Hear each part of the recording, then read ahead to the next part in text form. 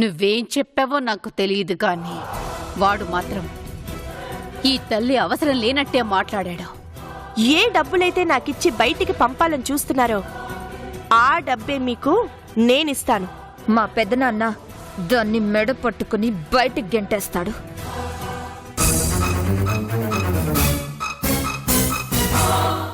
ఈ దెబ్బతో మధురకి నేను ఇంకా క్లోజ్ అవుతాను. తనకి సంతోషం ఇచ్చే ప్రతి దారిని క్లోజ్ చేస్తాను. రా మధుర, వెయిటింగ్ ఇక్కడ.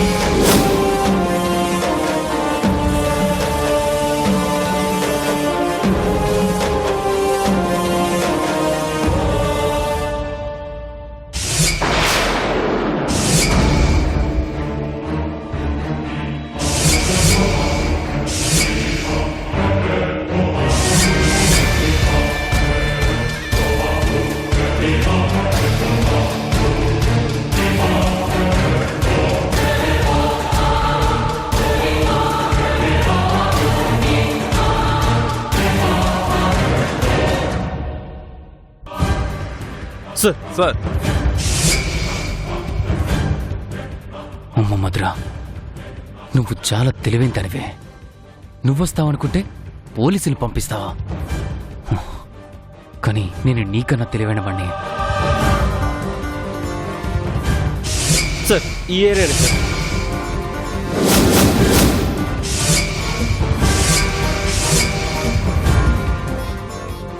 Are you sure? Yes sir. అదిగోండి ఆ ఇల్లే.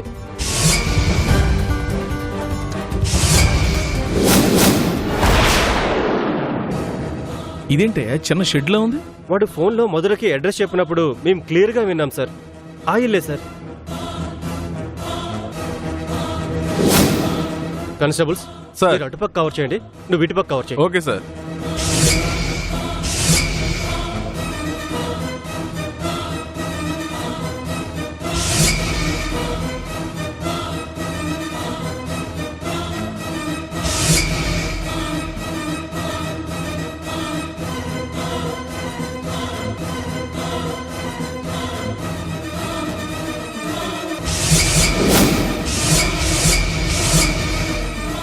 సార్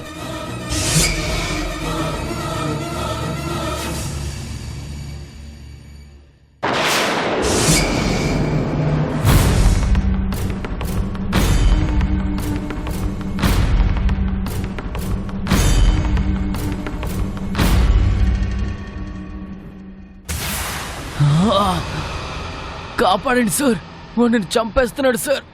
వాడొక రాక్షసుడు సార్. ఎవరయ్యా నువ్వు? ఎవరి గురించి మాట్లాడుతున్నావు? వాడే సార్. వాడే అంటే?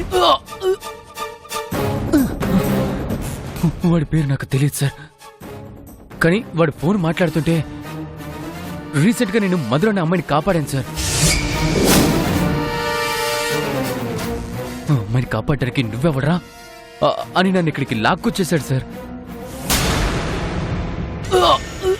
గొడ్డును బాదినట్టు బాధేశాడు సార్. కంగారు పడకు, మధురకి నేను బాబాయ్నవుతాను. సార్ ఎవరో తెలుసా? ఈ డిస్ట్రిక్ట్ కలెక్టర్.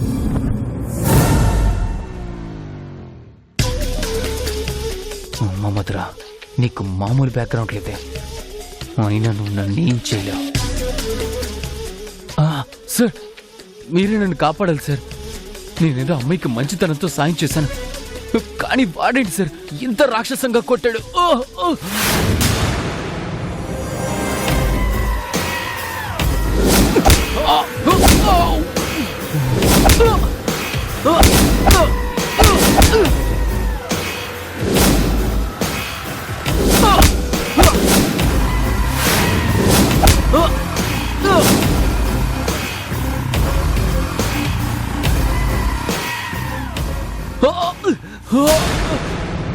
చాలా నొప్పిగా ఉంది సార్. వాడు మనిషి కాదు సార్, నరరూప రాక్షసుడు. వాడికి మధుర మీద పగ ఏంటో తెలియదు కానీ వాడు అన్ని రకాలుగా మధురని ఇబ్బంది పెట్టడానికి ప్రిపేర్ అయ్యాడు సార్. మధురనే కాదు, మధుర ఫ్యామిలీ మెంబర్స్ లో ఉన్న ఎవరిని ప్రశాంతంగా ఉండనివ్వని అన్నాడు సార్.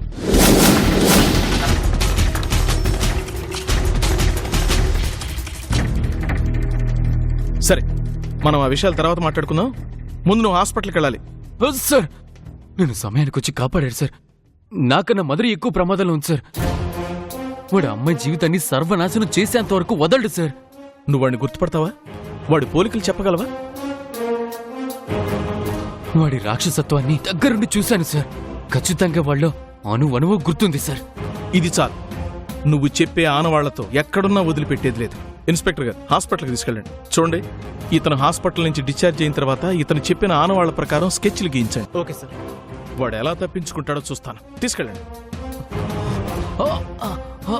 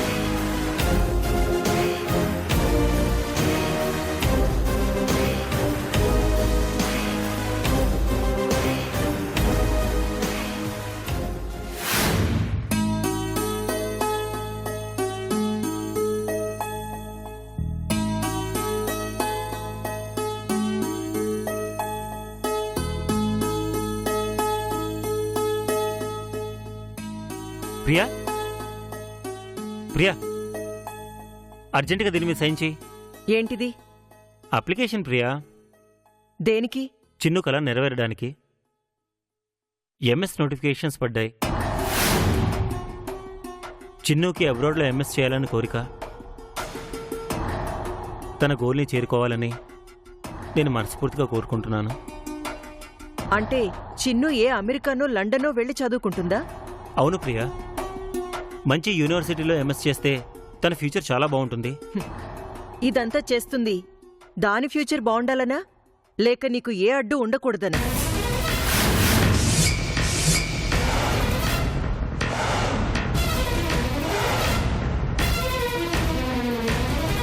ఎంతసేపు అయింది సాగర్ నువ్వు వచ్చి? ఉండు, మంచినీళ్ళు తెస్తా. మర్యాదలేం అవసరం లేదు, నువ్వు కామ్గా ఉండు. ఏమైందే? ఏమైందా? ఇతగాడి బ్రెయిన్ చాలా షార్ప్ అయిందమ్మా. చిన్నుని నా నుండి పూర్తిగా డైవర్ట్ చేయడానికి మాస్టర్ ప్లాన్తో వచ్చాడు. ఏంటి బాబు ఇది చెప్పేది? ఏం జరిగింది? తను లేనిపోనివి ఊహించుకుంటుందంటీ, అంతే. లేనిపోనివి కాదు సాగర్, ఉన్నవే జరిగేవే ఊహిస్తున్నాను.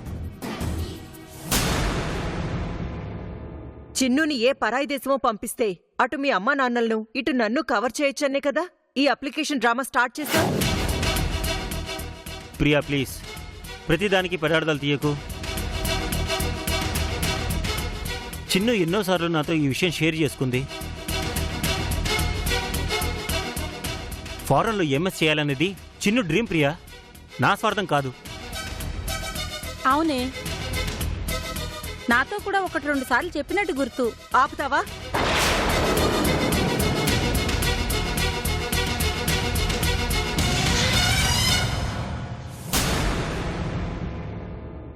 ఇతగాడు ఏదైనా అంటే చాలు వెనకేసుకు రావడానికి రెడీగా ఉంటాం. అయ్యో, నేను చెప్పేది నిజమేనే. అవ్వచ్చు, నేను మాత్రం ఒప్పుకోను. ఒప్పుకోకపోవడానికి నువ్వెవరు? ఇది చిన్ను ఫ్యూచర్. ఆ మాట అడగడానికి నువ్వెవరు? చిన్నుకి చదువు చెప్పిన గురువుని. ఆ చదువు సరిగ్గా చెప్పుంటే ఈ సమస్య వచ్చుండేది కాదు కదా. ప్రియా,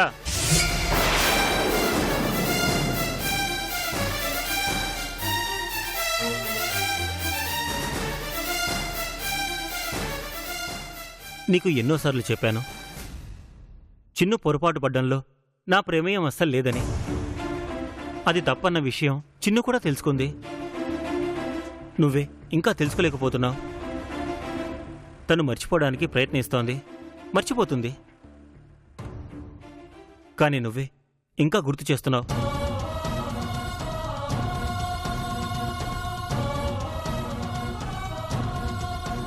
నన్ను పెళ్లి చేసుకోవడం నీ సొంత విషయం కావచ్చు, కానీ చిన్ను ఫ్యూచర్ని కొనసాగించడం నీ బాధ్యత.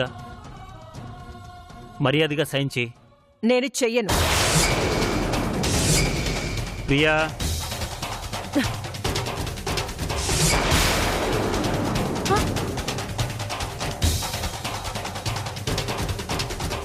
ప్రియా, చిన్ను ఫ్యూచర్ ఎలా ఉండాలో అందులో నా బాధ్యత ఎంతో నాకన్నా బాగా ఇంకెవరికీ తెలీదు. కాబట్టి నువ్వు నాకు హితబోధ చేయాల్సిన అవసరం లేదు. మర్యాదగా వచ్చిన దాన్ని వెళ్ళిపో, లేదంటే నేను మర్యాద మర్చిపోవాల్సి వస్తుంది. పెద్ద దిగొచ్చాడు శ్రేయోభిలాష్లాగా. అయినా ఇదంతా నువ్విచ్చిన అలసేనమ్మా. చూసావా, చిన్నుని నాకు దూరం చేయడానికి ఎంత ప్లాన్డ్గా వచ్చాడో. ఇతనికి నేను కావాలని స్వార్థం ఉంది తప్ప నా లైఫ్లో ఏం జరుగుతుంది, ఏం జరిగితే నా లైఫ్ హ్యాపీగా ఉంటుందన్న ఆలోచన లేదమ్మా. ఇతని మనసులో ఉంది ఒకే ఆలోచనమ్మా. చిన్ను లేకపోతే వాళ్ళ పేరెంట్స్ నాతో పెళ్లికి ఓకే చెప్తారు. అందుకే ఇలా స్కెచ్ వేసుకుని వచ్చాడు. ఎందుకే అపార్థం చేసుకుంటావు? అతను నీకోసం జీవితాంతం ఒంటరిగా ఉండడానికి నిర్ణయించుకున్నాడు. అతని ప్రేమను స్వార్థం అంటావా? అతని ప్రేమలో స్వార్థం లేకపోవచ్చు, కానీ ఆ ప్రేమను గెలిపించుకోవడానికి మాత్రం ఆ స్వార్థం అవసరం పడింది. చూడు సాగర్, నువ్వు ఎన్ని ప్రయత్నాలు చేసినా, ఎన్ని ప్లాన్లు వేసినా చిన్ను నీ నన్ను విడదీయలేవు. ఇది గుర్తుంచుకో. అండ్ ఇంకెప్పుడు ఇలాంటి చీప్ ట్రిక్స్ ప్లే చేయకు.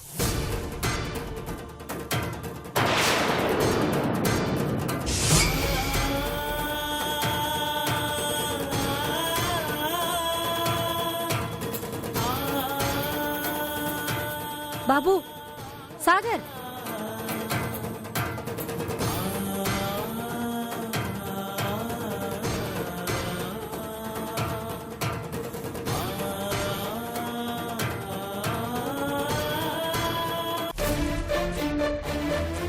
చెప్పరా సాగర్. ఒరే, ఒక పెద్ద ప్రాబ్లంలో ఇరుక్కుపోయానురా. నువ్వే నాకు హెల్ప్ చేయాలరా. చెప్పరా. కాస్త డబ్బులు కావాలరా. జోక్ బాగుందిరా మామ. నీకు మీ ఇంట్లో ఎంత మంచి పేరుందో అంత లేకపోయినా దానిలో 50% అయినా మా ఇంట్లో నాకుందిరా. డబ్బులు అడిగితే దొబ్బులు పెడతారు. సరేగాని నీకు అంత అవసరం వచ్చి పడిందిరా. హా? డబ్బులు ఇవ్వనప్పుడు నా అవసరంతో నీకేమొచ్చిందిరా? పెట్టు ఫోన్ పెట్టు. ఎవరిని అడగాలి? మొయిన్ చేద్దాం.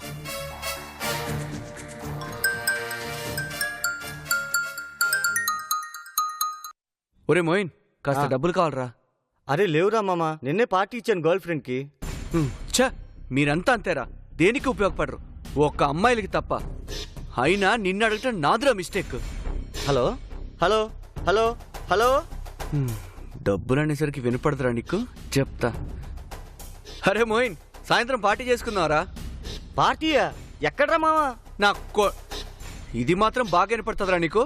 అది కాదురా మామా, సడన్ గా సిగ్నల్ డిస్కనెక్ట్ అయింది. హలో హలో, ఇప్పుడు నాకు సిగ్నల్ పోయిందిరా. సాకే చెప్పరా, ఏదో పార్టీ అంటున్నావు. హలో హలో, రే వినపట్టం లేదురా. రే నా ముందే వేషాలు వేస్తావురా? బాగున్న ఆర్టిస్ట్ రా ఇక్కడ.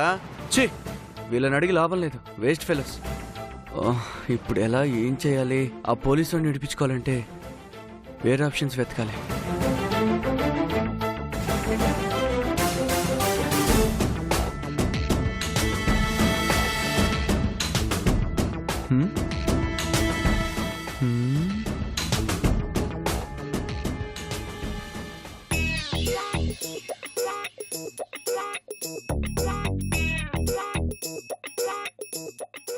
ఏంటి ముసల్ది ఆ దిండుని అంత జాగ్రత్తగా చూస్తుంది?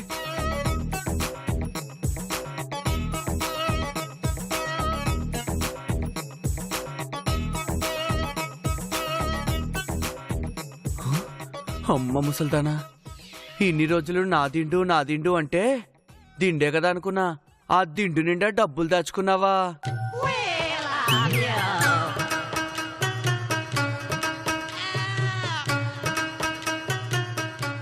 ఇది నా పెద్ద కొడుకు దసరా పండక్కిచ్చింది. ఆహా. ఇది నా చిన్న కొడుకు అదేదో డే అన్నాడే, ఆ మదర్స్ డేకిచ్చింది.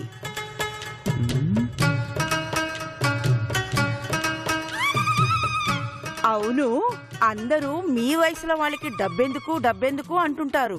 ఏమో, తక్కువ ఏదన్నా అవసరం వచ్చిందనుకో వాళ్ళ దగ్గర వీళ్ళ దగ్గర చేయి దాచాల్సిన పనే ఉండదు.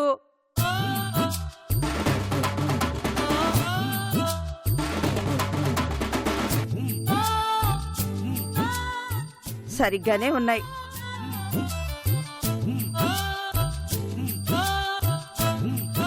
అమ్మయ్య,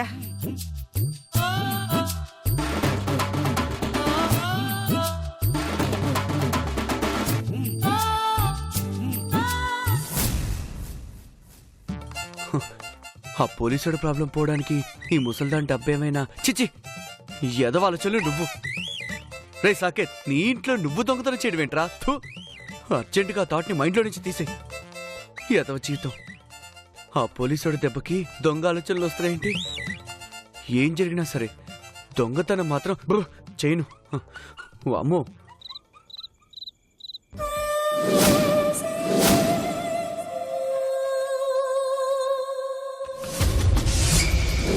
ఈ రోజుకి నువ్వు క్యాబ్లో వెళ్ళు, నాకు అర్జెంట్ పనుంది. ఉదయం నిన్న ఒక అతను కార్లో డ్రాప్ చేశారు కదా, ఎవరతను? ఎవరనుకున్నావు? మా బాబాయ్, ఈ డిస్ట్రిక్ట్ కలెక్టర్ ఆయన. రేపు మార్నింగ్ 7 కల్లా వచ్చి హోమ్ మినిస్టర్ గారి ఇంటికి వెళ్ళాలి. అలాగే సార్.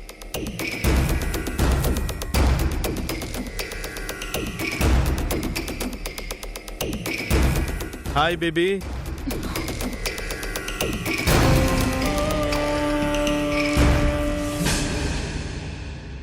ఏమైంది? అమ్మాయి అదోలా ఉంది. ఆ చూపేంటి? సమాధానం చెప్పు. సమాధానం చెప్పాల్సిందే మీరు. నేనేం చేశాను? ఏం చేశారో మీకు తెలీదా? భువన, అలసిపోయి ఇచ్చాను, చిరాకు తెప్పించుకో. విషయం ఏంటో సూటిగా చెప్పు.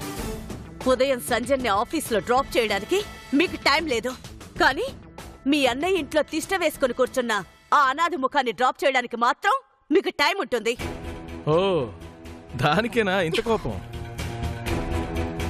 దానికేనా అని మీరు తీసి పారేయచ్చు డాడ్, కానీ అది నాకు చాలా సీరియస్ విషయం. ఇందులో అంత సీరియస్ అవ్వాల్సిన విషయమే ఉందమ్మా. ఉంది. కన్న కూతుర్ని కాదని ఎవరితో కాలిదానికి ఇంపార్టెన్స్ ఇవ్వడం మాకు నచ్చలేదు. భువన, అవకాశం దొరికింది కదా అని అరవకు. మొన్న జరిగిన డ్రగ్స్ కేసు విషయంలో నేను అన్నయ్య వాళ్ళ ఇంటికి వెళ్ళాను. అదే టైంలో ఆ అమ్మాయి కూడా ఆఫీస్కి బయలుదేరింది. వెళ్తూ వెళ్తూ డ్రాప్ చేద్దాం అనుకుని డ్రాప్ చేశాను, అంతే.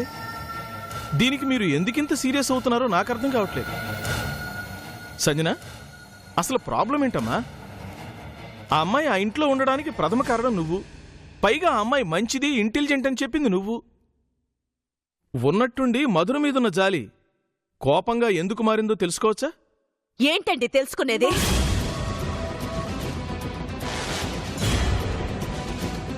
ప్రేమ.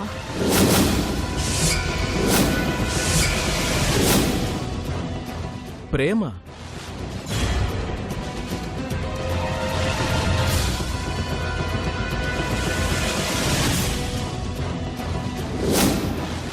ఎవరి మీద? అభి మీద.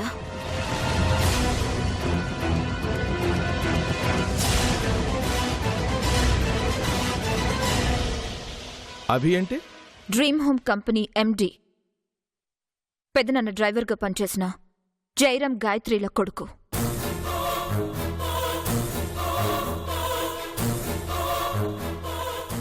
ఈ ప్రేమ నీగ్గా కలిగిందే? ఉన్నట్టుండి మీ అమ్మ వల్ల పుట్టుకొచ్చిందే? ఇందులో మీరు అమ్మని తప్పు పట్టడానికి ఏం లేదు డాడీ. నేనే తప్పటడుగు వేసి ఇక్కడి దాకా తెచ్చుకున్నాను. కాస్త అర్థమయ్యేలా చెప్పు సంజన. అమ్మ నన్ను అభికిచ్చి పెళ్లి చేయాలని ఆశపడింది డాడీ. కానీ అప్పటికే అభి నా మనసులో ఉన్నాడని అమ్మకి తెలీదు. నా మనసులో ఉన్నది అభియే అని నాకు తెలీదు. కన్ఫ్యూజన్ అక్కడ స్టార్ట్ అయింది డాడీ. ఇప్పటికైనా అర్థమైందా అమ్మాయి ఎంత బాధపడుతుందో? పళ్ళు రాలగొడతాను ఇంకొక మాట మాట్లాడామంటే. కమాన్ డాడ్, ఈ రోజుల్లో బ్లైండ్ డేట్ అనేది కామన్ అయిపోయింది.